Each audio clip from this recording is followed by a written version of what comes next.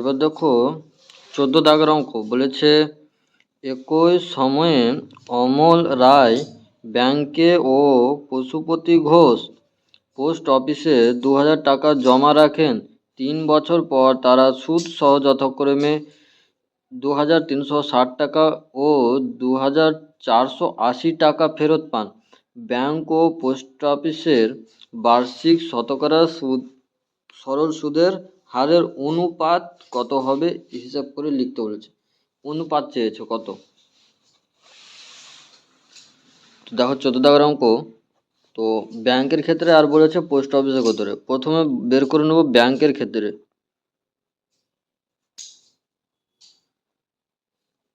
তো ব্যাংকের ক্ষেত্রে পি জানি 200 টাকা, পিটা হলো আসল 200 টাকা, সুদ আসল 2360 টাকা, সুদ আসল জানি 2360 টাকা। তাহলে আই কত হয়ে যাবে 2360 বিয়োগ 2000, তাহলে কত হলো 360 টাকা হয়ে গেল আয়। আয়টা হলো সুদ। তাহলে টি 3 বছর, তো আরটা জানি না, বের করতে হবে। তাহলে আর বের করব 100 গুণিত 360 বাই 2000 গুণিত 3, 0 0 কেটে দিলাম, 3 12 36, 12 হয়ে গেল, এখানে একটা 0 এখানে একটা 0 কেটে গেল, 2 6। তাহলে আর সমান বেড়ে গেল 6%। এটা কিসের ক্ষেত্রে পেলাম? ব্যাংকের ক্ষেত্রে পেলাম। এবার পোস্ট অফিসের ক্ষেত্রে বের করে নেব। পোস্ট অফিসের ক্ষেত্রে পি কত দেওয়া আছে 2000 টাকায়। তাহলে সুদ আসল বলেছে 2480 টাকা। তাহলে এখান থেকে পেয়ে যাব সুদ, যেটাকে আই দিয়ে ডিনোট করা হয়। তো 2480 বিয়োগ 2000, তো বেরিয়ে গেল 480 টাকা হচ্ছে সুদ।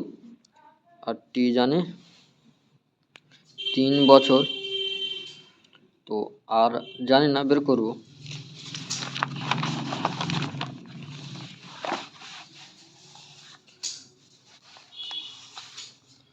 তো আর সমান হয়ে যাবে 100 গুণিত 480 বাই 2000 গুণিত 3, 0 0 কেটে গেলাম। তাহলে 3 16 কত 48, এদিকে 2 8, তাহলে আর সমান বেড়ে গেল 8%। তো পেয়ে গেলাম ব্যাংকের ক্ষেত্রে এবং পোস্ট অফিসের ক্ষেত্রে বার্ষিক সরল সুদের হার পেয়ে গেলাম। এবার বলেছে যে অনুপাত বের করতে বলেছে। অনুপাত কত হবে? তো অতএব লিখি ব্যাংকে ও পোস্ট অফিসের বার্ষিক সরল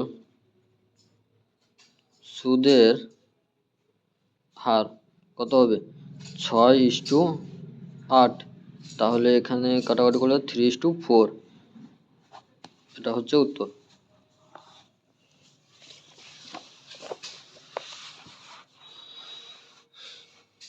এবার দেখো 15 দাগের অঙ্ক বলেছে একটি তাঁত সমবায় সমিতি যন্ত্রচালিত তাঁত ক্রয় করার সময় 15,000 টাকা ধার করে 5 বছর পর সেই ধার শোধ করতে সমিতিকে 22,125 টাকা দিতে হলো। তো বলেছে যে ব্যাংকে বার্ষিক শতকরা সরল সুদের হার কত ছিল হিসেব করে লিখতে বলেছে। 15,000 টাকা ধার করে এবং 5 বছর পরে 22,125 টাকা দিল। তাহলে এখানে সুদটা কি দেওয়া নাই, টোটাল দেওয়া আছে। তাহলে সুদটা বের করব। সুদটা বের করার পরে আরটা বের করে নেব।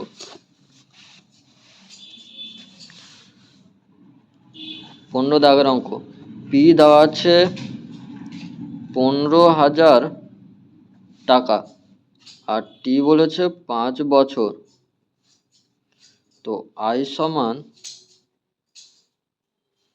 2125 বিয়োগ 15,000, তাহলে এখানে হচ্ছে 7,125 টাকা হচ্ছে আয়, এটা হলো সুদ।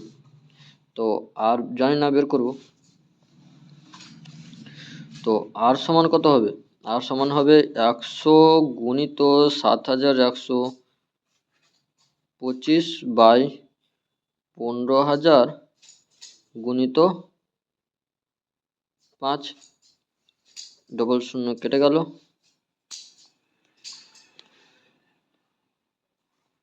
আর এখানে 5 দিয়ে যদি কাটি, 5 একে 5, 5 দুগুণে 10,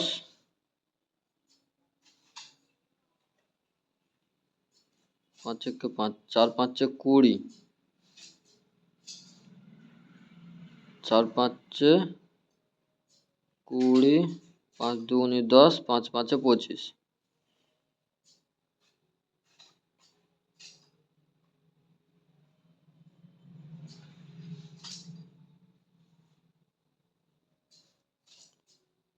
আবার এটাকে 5 দিয়ে যদি কাটি, তাহলে হবে 5 দুগুণে 10, 5 8 40, 5 5 25, এখানে 30 হয়ে গেল।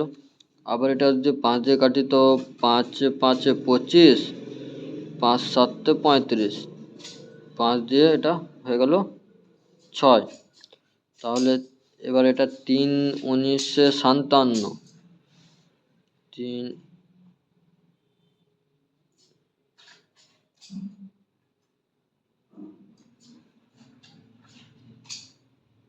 3 দুগুণে 6, তাহলে এখানে 19/2% হয়ে গেল উত্তর।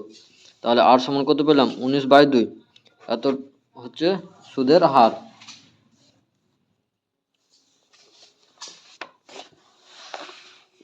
এবার দেখো 16 দাগের অঙ্ক বলেছে, আসলাম চাচা কর্মক্ষেত্র থেকে অবসর নেওয়ার সময় 1,00,000 টাকা পেলেন।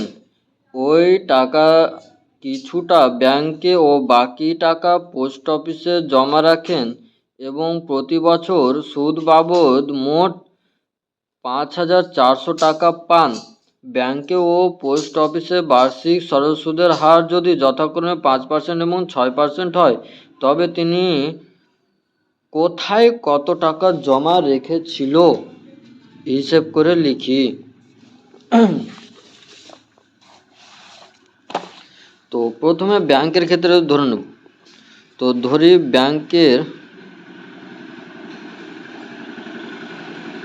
ব্যাংকের ক্ষেত্রে ধরি পি সমান এক্স টাকা। আমরা তো জানি না কত টাকা রেখেছিল, বের করতে বলেছে, তার জন্য ধরলাম এক্স টাকা জমা রেখেছে। টি দিয়েছে 1 বছর, আর সমান 5% এবং আই সমান কত হবে? এক্স গুণিত 5 গুণিত 1/100, তো হয়ে গেল 5x/100।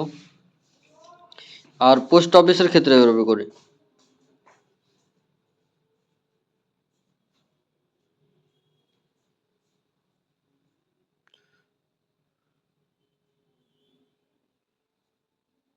পোস্ট অফিসের ক্ষেত্রে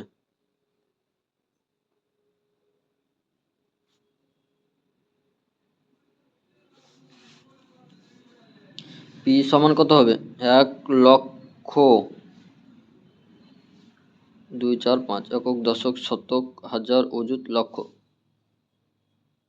বিয়োগ এক্স টাকা। আর টি কত হবে? 1 বছর, আর সমান হবে 6%, আর আই সমান কত হবে? মাইনাস এক্স ইন্টু 6 ইন্টু 1/100 টাকা হয়ে গেল। তো দুটোর আয় পেয়ে গেলাম। এবার শর্তানুসারে কি বলছে, এবার শর্তানুসারে লিখলি, মানে শর্তে লিখলাম শর্টকাটে। তো এটা টাকা 5x/100 প্লাস আর এটুকু সমান কত দেওয়া আছে?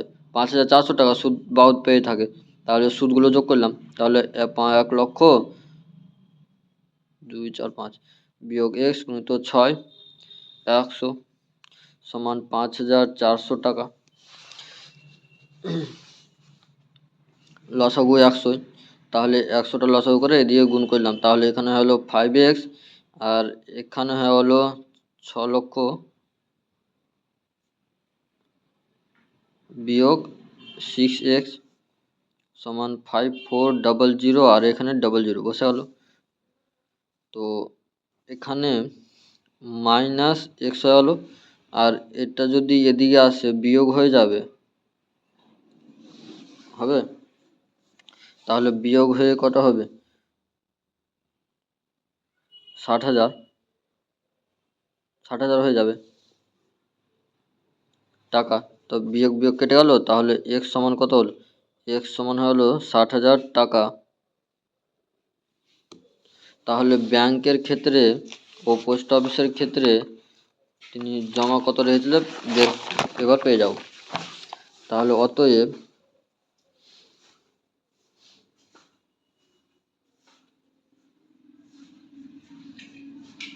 ব্যাংকের ক্ষেত্রে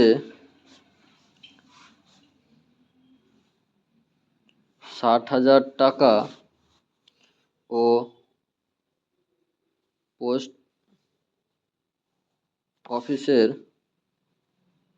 ক্ষেত্রে 1,00,000 বিয়োগ 60,000 সমান হচ্ছে 40,000 টাকা জমা দিয়েছে। কত সহজ অঙ্কগুলো হয়ে গেল।